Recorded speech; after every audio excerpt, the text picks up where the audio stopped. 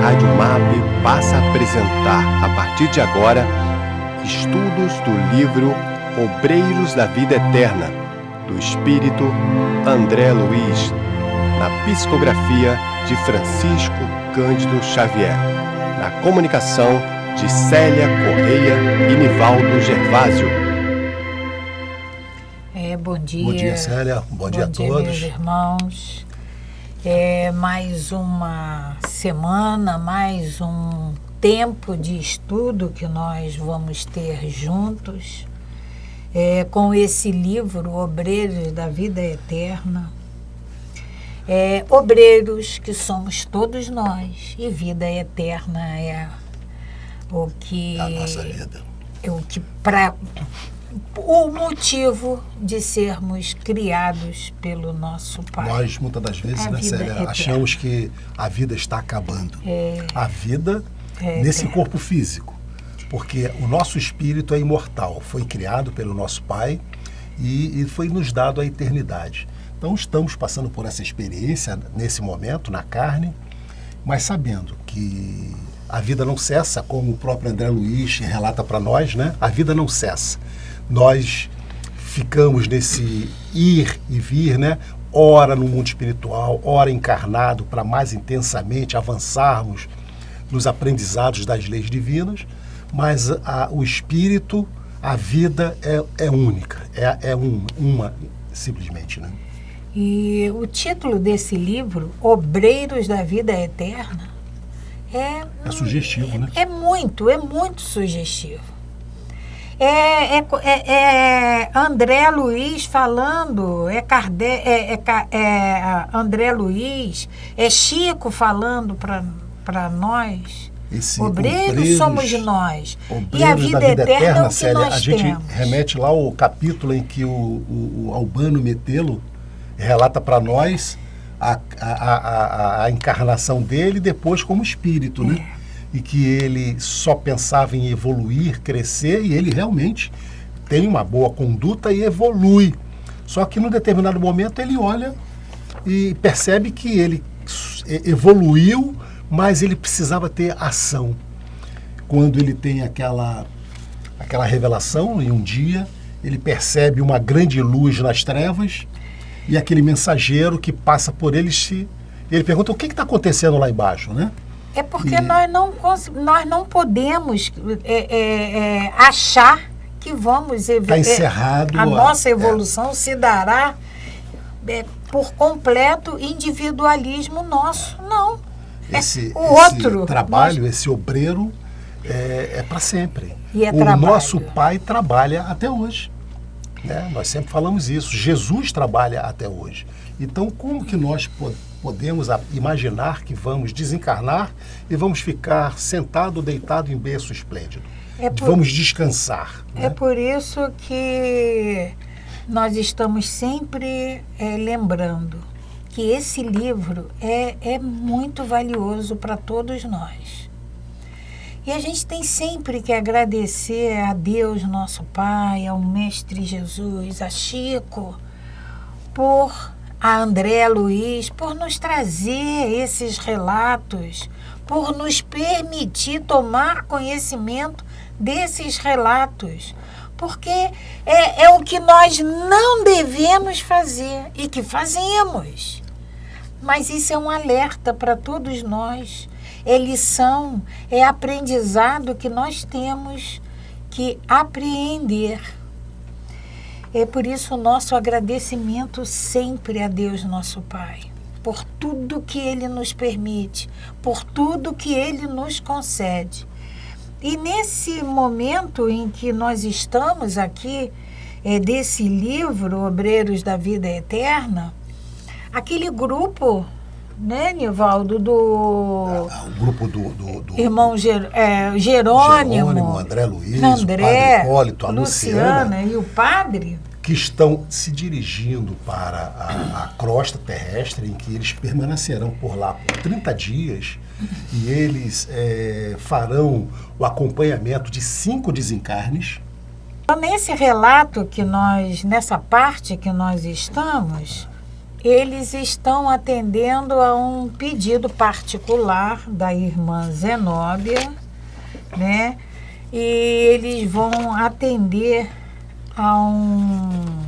ao padre Domênico, que é um espírito simpático, né? Um querido da irmã Zenóbia, que ela pede para que esse grupo a auxilie ao resgate dele, tendo em vista que ele se encontrava num estado lastimável, ele já não conseguia mais ouvir nem ver as pessoas. Então, com o auxílio da Luciana, da enfermeira Luciana, que fazia parte do grupo, ela tem a clarividência. Ela tem a mediunidade da clarividência, eles iam aproveitar dela para que entrasse no psiquismo do padre, para que ele pudesse ser despertado. Porque ele achava que ele era injustiçado. Ele não tinha motivos, ele não via motivos para ele estar naquela situação em que ele se encontrava. Ele estava era injustiça. E aí, usando a clarividência da irmã Luciana, ela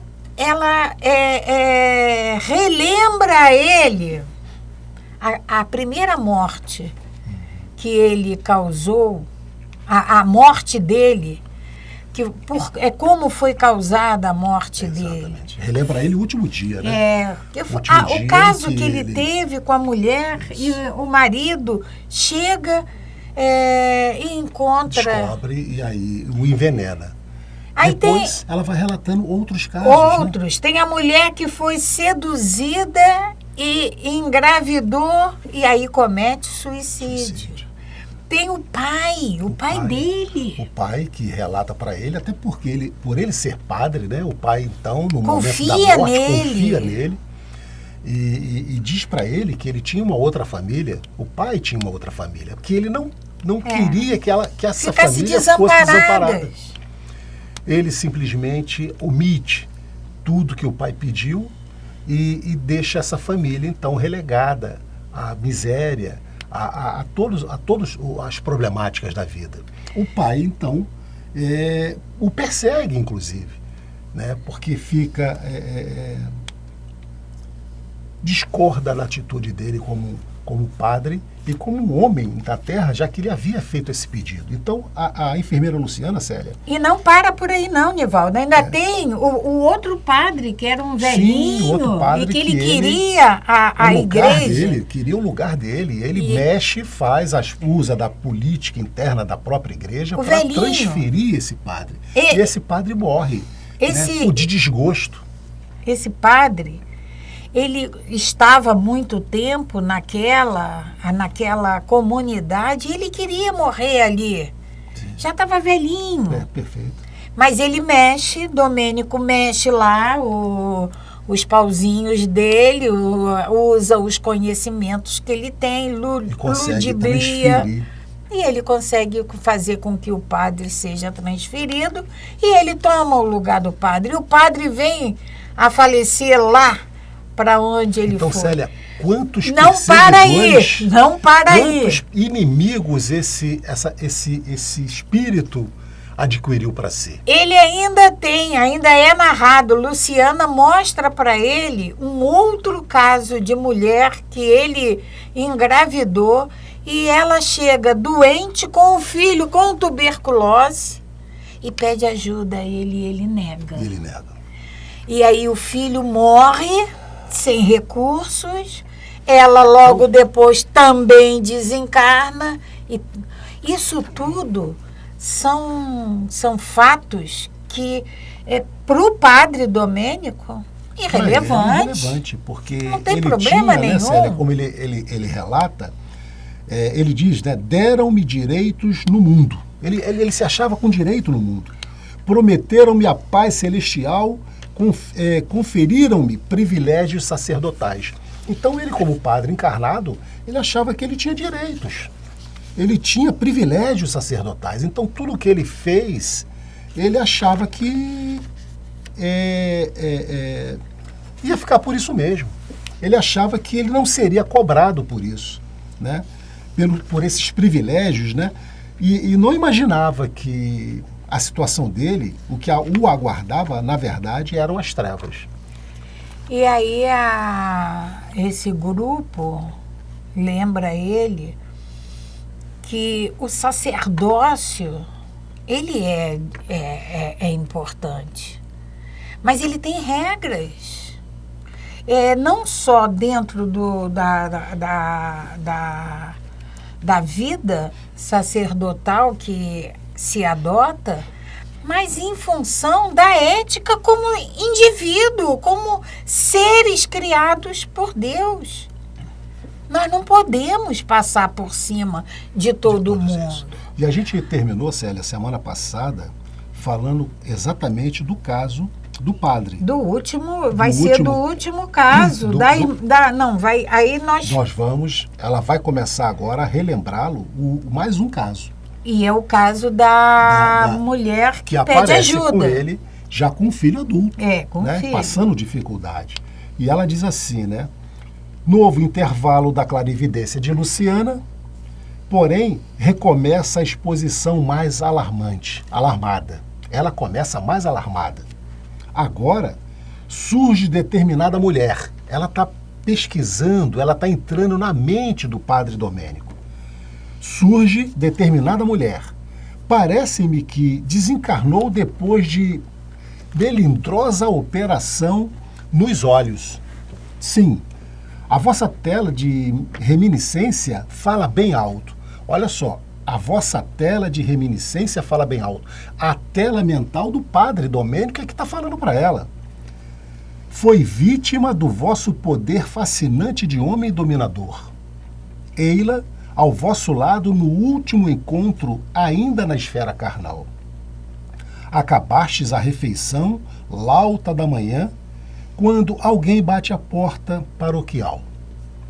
Trata-se de pobre mulher, envelhecida, prematuramente e quase cega, conduzida por anêmico menino de 9 a 10 anos, que vos suplica auxílio. Ante a frieza da vossa recepção, a infortunada em palavras sentidas invoca o passado de liviandades e pergunta se esquecestes o filho que lhes colocastes nos braços. Então, ele havia tido um relacionamento com essa mulher, gerou essa criança que hoje estava com 9 anos. E ela, passando dificuldade, voltou a procurá-lo. Chora, gesticula e explica-lhe. Trabalhara sinceramente pela própria reabilitação, mas em toda parte acusavam-na de prostituição e ociosidade. Lutara heroicamente por manter o filhinho à custa do serviço honesto, mas adoecera, sem qualquer proteção, e ali estava quase cega, implorando socorro. Se pudesse, pouparia o filho, ainda criança, a humilhação de conhecer o pai desalmado. Então, se ela pudesse, ela não ia nem lá procurá-lo, porque ela já o achava um pai desalmado. Entretanto, o pequenino abeirava-se à morte. Surpreendera-o a tuberculose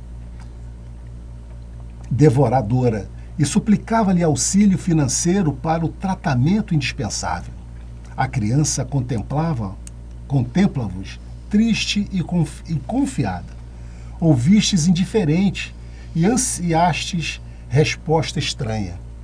Ao vosso toque particular de campainha, determinado servidor aparece conduzindo cães bravos que ameaçam os pobres pedintes, forçando-os a fugir, espavoridos. Ele manda soltar os cães para espantar essa mulher e o filho. A criança, no último degrau da anemia, morre sem recursos e a mãe, infeliz, desencarna em pavilhão da indigência, com o sinistro desejo de vingar-se de vós, de qualquer modo. É mais um caso que a Luciana narra que ele tenha cometido.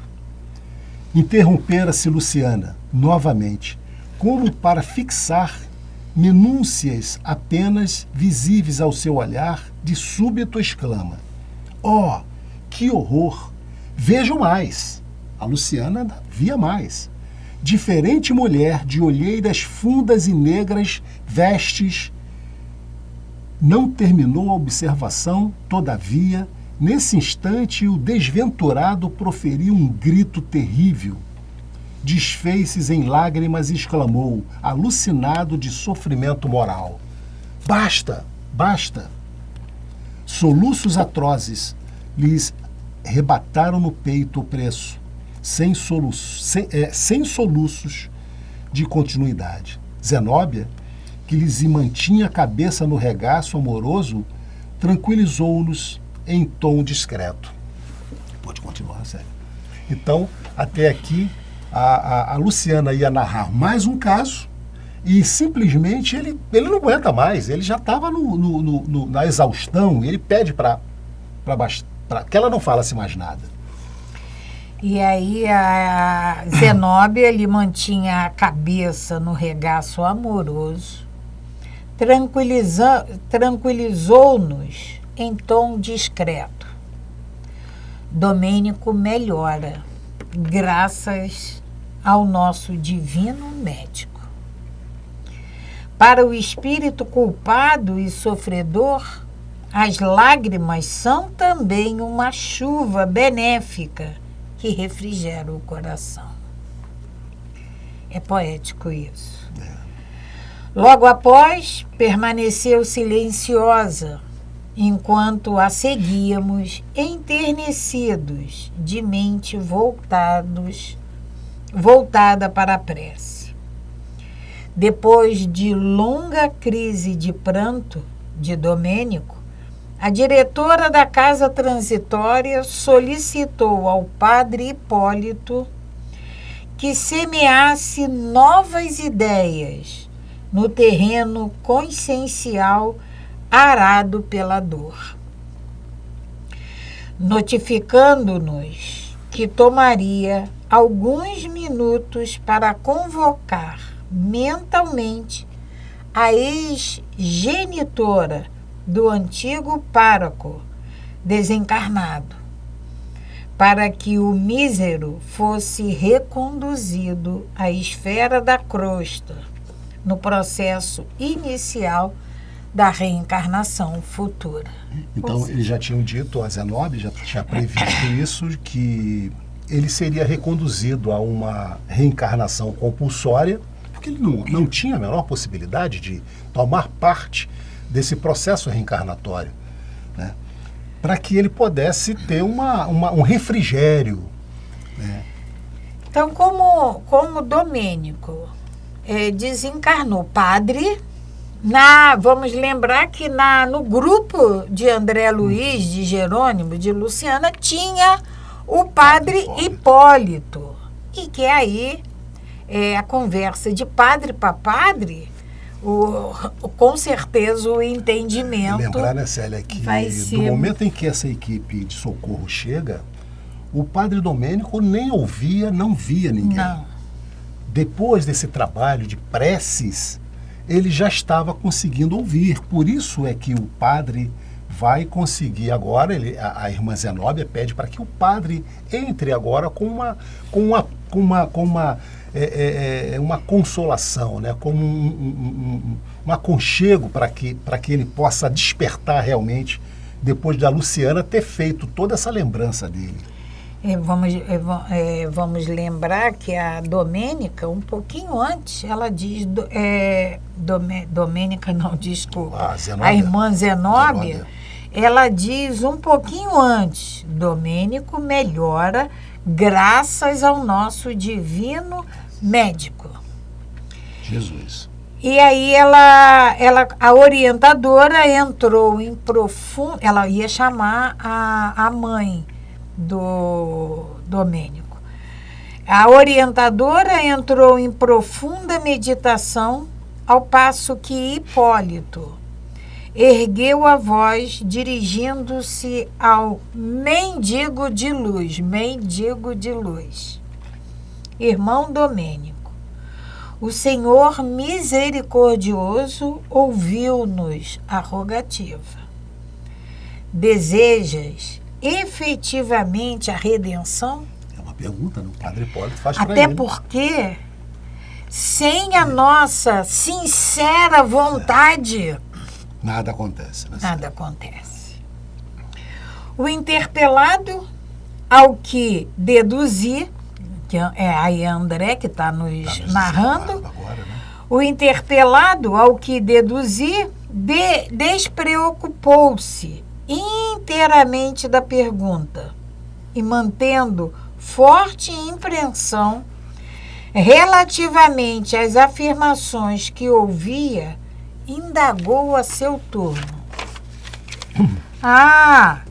Existe então justiça divina, anotando-nos as faltas. Há cadastros tão minuciosos para os mais secretos feitos do espírito. Então ele fica fazendo essas perguntas. Trazemos na própria consciência o arquivo indelével dos nossos erros. Então, tudo que cometemos, fazemos, Célia, fica registrado em nossa consciência. Aí a gente vai lembrar de todos os estudos que essa casa já nos trouxe. Porque quando a gente fala do Evangelho, a gente fala de prestação de contas, mas que ninguém vai julgar a gente. Ninguém, não tem nenhum magistrado para nos julgar. O que vai nos absolver e o que vai nos condenar é a nossa consciência. Porque fica tudo registrado.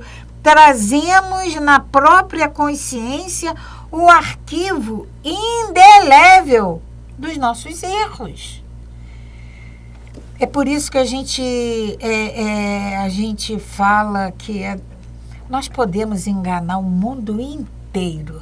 Mas não enganamos a nós. Mas a nós mesmos, como? Como eu vou me enganar? E vamos continuar. Trazemos na própria consciência o arquivo indelével dos nossos erros, comentou Hipólito, com inflexão de piedade.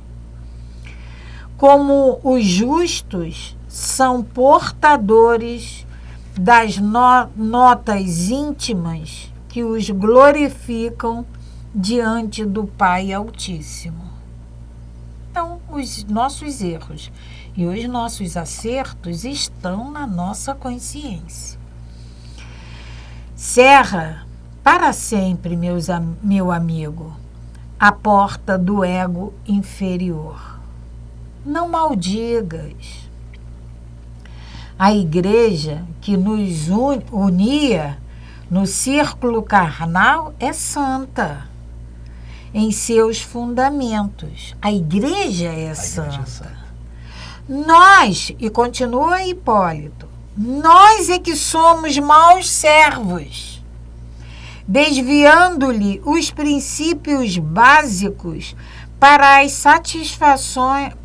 satisfação de instintos dominadores. Para o padre Hipólito falar isso agora, Domênico ele tem condições de entender, de absorver essa mensagem. Antes ele não tinha. Antes ele não tinha. Irmã Luciana... Porque ele se achava com privilégios. Então essa fala para ele não ia dizer nada. E essa fala aqui, né, Célia, é o que a gente sempre diz, né? A doutrina espírita é santa. Os médiuns não. Não. Os médiuns não. Então é como o padre Hipólito diz aqui, né? A igreja que nos reunia no círculo carnal é santa em seus fundamentos. Nós é que fomos maus servos, desviando-lhes o princípio básico para a satisfação de instintos dominadores. E continua o padre Hipólito. procurávamos o reino transitório do poder temporal através de puras manifestações de culto externo, aliado à política corruptora, olvidando deliberadamente o reino de Deus e sua justiça. Poderemos culpar, porventura, as mães devotadas pelos crimes voluntários dos filhos? A Igreja Universal de Jesus Cristo, que congrega todos os seus apóstolos, servidores, discípulos e aprendizes, é mãe amorosa e fiel. Então, olha só, procurávamos o reino transitório do poder temporal. Não é o que a gente faz aqui? Tudo que a gente se liga na parte material é temporal. Nós não vamos levar nada, a gente sempre diz isso. Nós nascemos sem nada trazer e vamos retornar sem nada levar. A única coisa que nos cabe levar é o que criamos na nossa consciência, o que nós depositamos no nosso coração. De novo, soluçante, o espírito infortunado revela-se ferido nas fibras mais íntimas, provocando-nos a comoção e lágrimas. Então, o Todos ficavam sentidos. Nesse momento, está soluçando, né? Não condenes, prosseguiu o companheiro. Quantos antigos superiores nossos espiam nas regiões tenebrosas? É o padre Hipólito que está dizendo isso para o padre Domênico, né? Quantos superiores nossos, né? Quantos se enganaram honrando no mundo a si mesmos, esquecendo o Senhor que passou fazendo o bem. Muitos dos dignatários orgulhosos que nos dirigiam às atividades com o cálculo de presidir-lhes as deliberações, baixaram ao sepulcro em solenes exéquias, através de fanfarras e esplendores, para comparecerem aqui em dolorosas necessidades do coração, quais miseráveis mendigos. Então, toda aquela pompa. E o padre Domênico também teve isso. Toda a pompa da lembrança do que foi, do que fez. E aí, do outro lado, é como o padre Hipólito fala, miseráveis mendigos. Mas a gente não pode também pegar isso aqui e generalizar, não. Mas nós temos, primeiro que nós fazemos isso. Perfeito, é isso que eu ia dizer agora, Ana Célia. E outro caso é que a gente ouve relatos de que acontecem essas coisas. A gente está focando aqui o padre, né, o padre Domênico, mas e com relação às outras profissões, vamos aqui colocar, aquele professor que não cumpriu com as suas obrigações quanto professor, aquele médico que não cumpriu as suas obrigações com relação como deveria ser um médico, aquele advogado, e todas as profissões, sério. Nós poderíamos ficar aqui o restante do nosso tempo enumerando situações. Serve para nós. Mas né? se nós pararmos e refletirmos que todas as vezes em que nós falseamos com as nossas obrigações, nós estamos incorrendo exatamente nesses casos. Muitos aguardam dias melhores no fundo de viscosos pântanos do ódio destruidor. Outros imploram socorro, ansiosos de paz e renovação. Por que motivo não nos restaurarmos também a fim de movimentarmos o necessário serviço do amor que redime sempre? Do amor que redime sempre. É a pergunta que o Padre Hipólito está fazendo.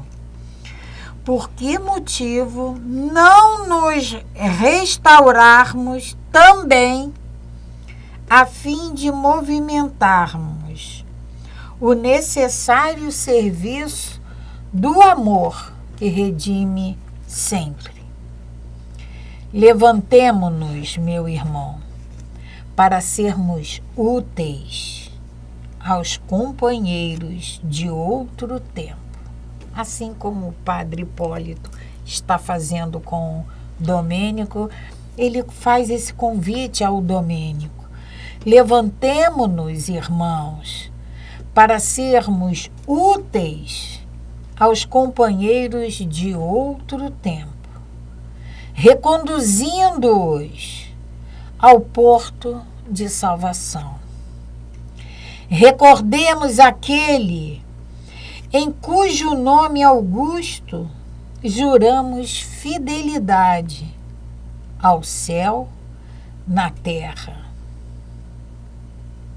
Dói-te a penitência, fere-te a humilhação. E ele? Porventura não percorreu a via dolorosa como vulgar malfeitor? Não aceitou a cruz que o flagelaria até a morte? Sim, concordou o interlocutor, Domênico. Tristemente, tudo isso é verdade. Significativo gesto de Zenóbia compeliu o Padre Hipólito a suspender as considerações. O Padre Hipólito ia continuar, mas ela já está de bom tamanho, né? Dando-nos a certeza de que respondia ao chamamento silencioso da orientadora, alguém compareceu perante a nossa reduzida assembleia. Era uma velhinha simpática que nos conquistou de pronto pela delicadeza e generosidade irradiantes.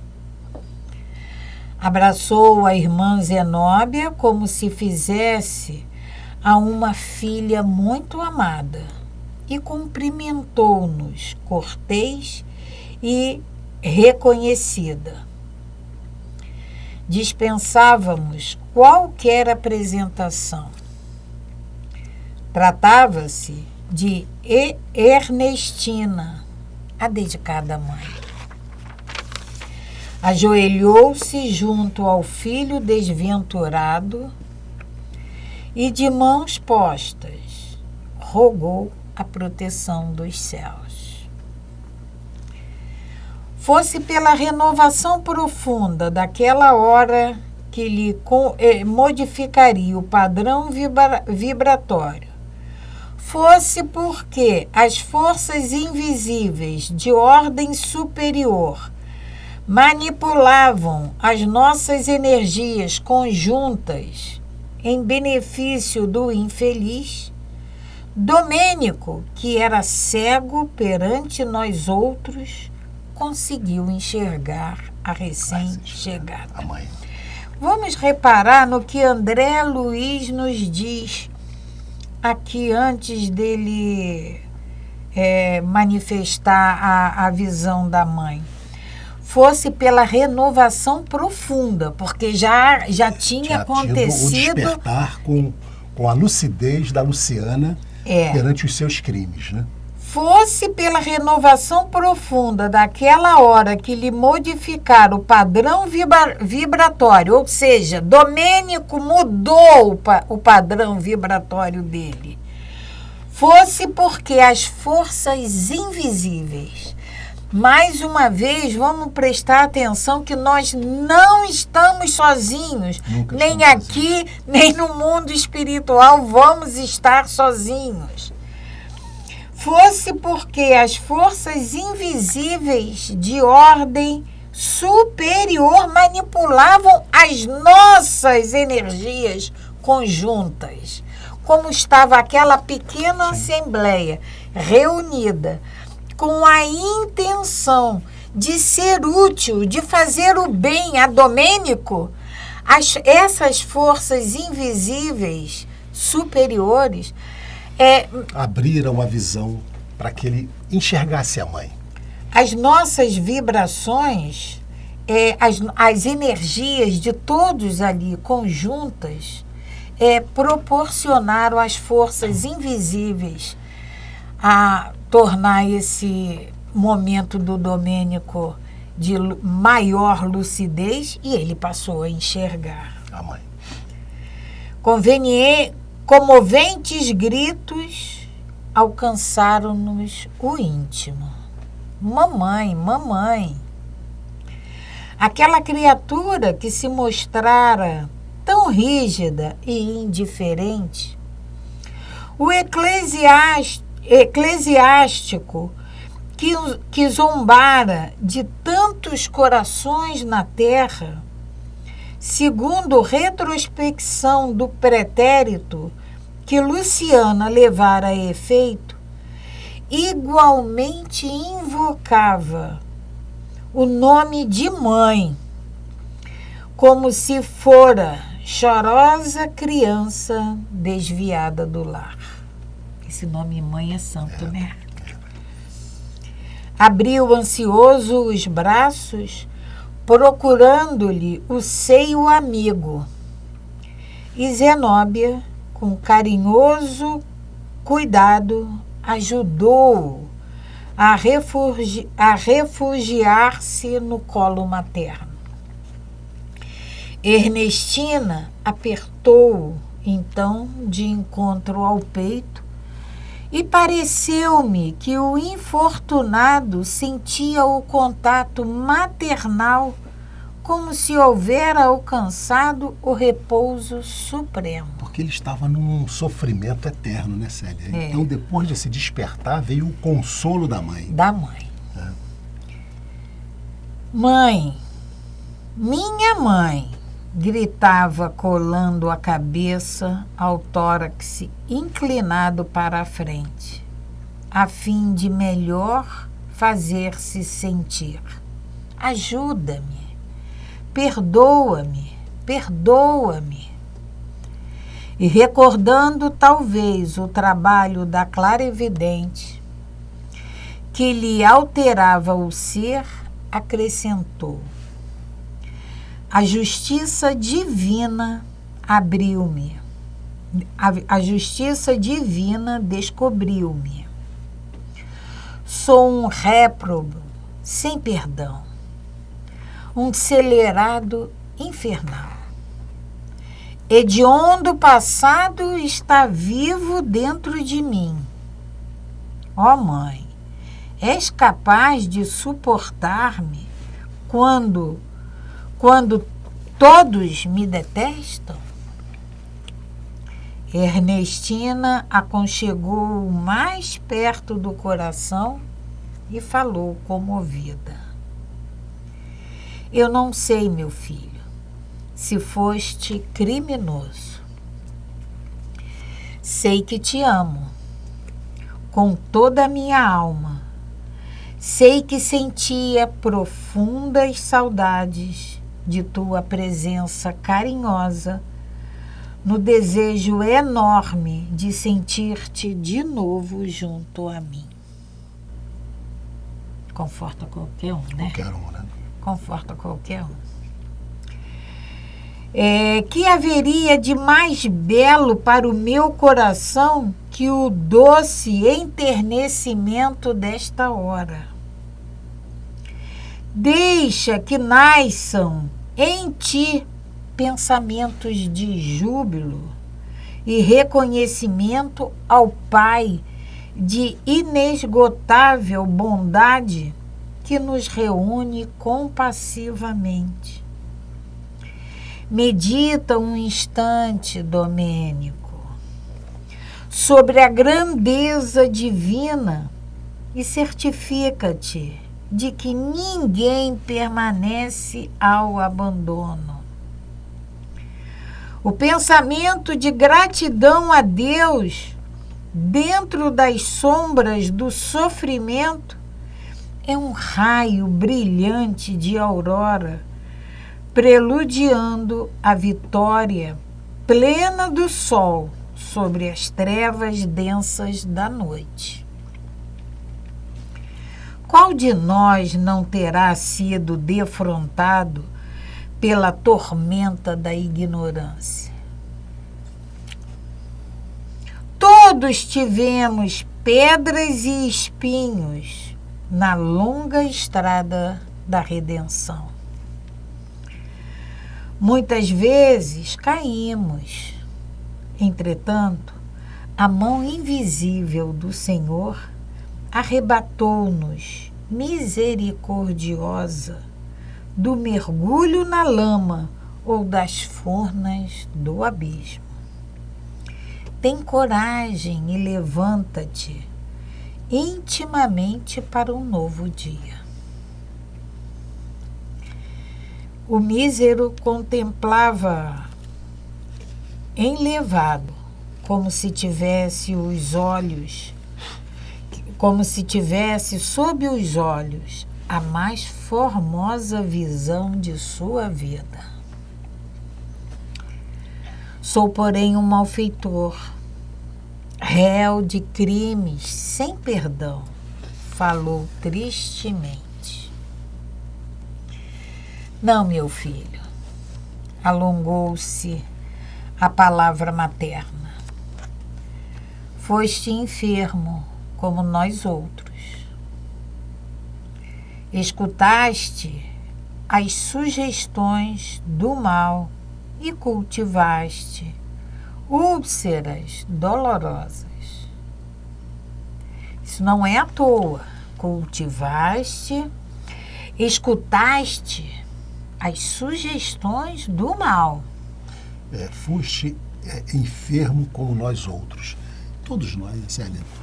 Nós falamos que estamos aqui no planeta de prova e expiação e todos nós aqui somos enfermos. Todos nós aqui estamos curando as nossas feridas, as nossas problemáticas de vidas passadas, né? Então, o nosso olhar aqui, ao ler esse livro e esses relatos, é para a gente se identificar com toda essa abordagem aqui e começar a fazer uma transformação já agora em nossas vidas, né? Continua Ernestina. Desequilibraste o coração, resvalando no despinhadeiro. Não te esqueças, porém, de que Jesus é o Divino Mestre. Aceita a tua necessidade de medicação e dirige-te a Ele na súplica sincera de quem deseja a cura real para a vida eterna. A cura real. Não é paliativo para parar real, a dor, não. A cura real. Do corpo, é a cura da alma, né, Célia? É a cura real. Voltando um pouquinho, não te esqueças, porém, de que Jesus é o Divino Mestre. Aceita a tua necessidade de medicação. Aceita a tua necessidade de medicação. E muitas das vezes, o remédio é amargo. Mas esse remédio amargo é em função, É uma medicação de que nós necessitamos. Então, é por isso que a Ernestina está falando isso para Domênico. Aceita a tua necessidade de medicação. É o que nós temos que trazer para nós. Nós outros, os que intentamos auxiliar-te, não chegamos ainda à posição dos que tudo podem ou que muito sabem. Ou seja, olha a humildade, apesar de poder já socorrer, ainda chama a atenção de Domênico que eles ainda muito necessitam. Eles não sabem tudo. Somos trabalhadores interessados em nossa própria iluminação pelo trabalho incessante na execução da vontade do Altíssimo. Desenvolvemos nossas faculdades superiores sem abalos e sem milagres, adquirindo valores novos ao preço de nosso próprio esforço, na paciente edificação de nosso espírito para Deus. Então, esse trabalho de melhoramento, de desenvolvimento dessas faculdades superiores, eles não vão acontecer assim de uma hora para outra. Não é porque eu frequento o MAP que nós vamos... Não tem isso. É com muito suor, é com muito trabalho. É um trabalho interno árduo, Célia, para que haja essa transformação. E continua Ernestina. Acreditarias, porventura, que tua mãe estivesse no paraíso, em gozo beatífico,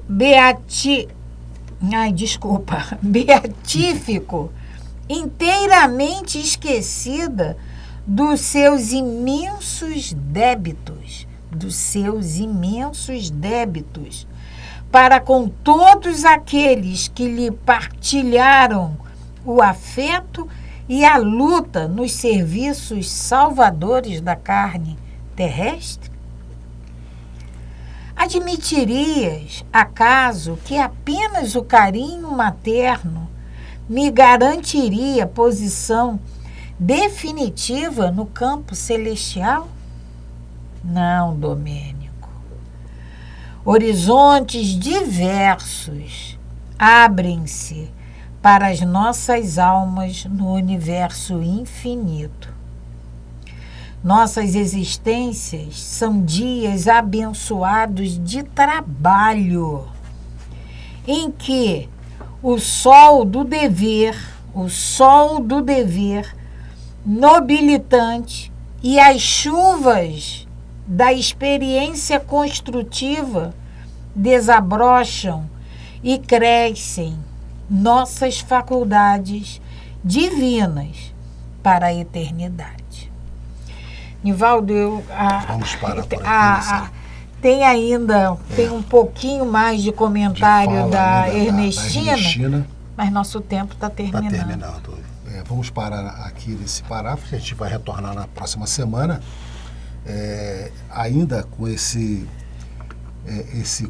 acolhimento que está sendo dado ao Padre Domênico, né?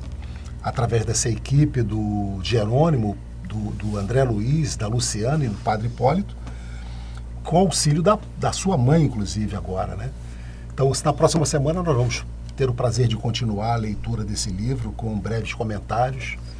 Então, vamos agradecer a todos vocês que estiveram conosco até agora, ouvindo esses relatos, e desejar que todos tenham uma excelente semana e um excelente almoço, né? Estamos aí na hora do almoço. Paz e bem, paz e luz. Paz. Muita paz.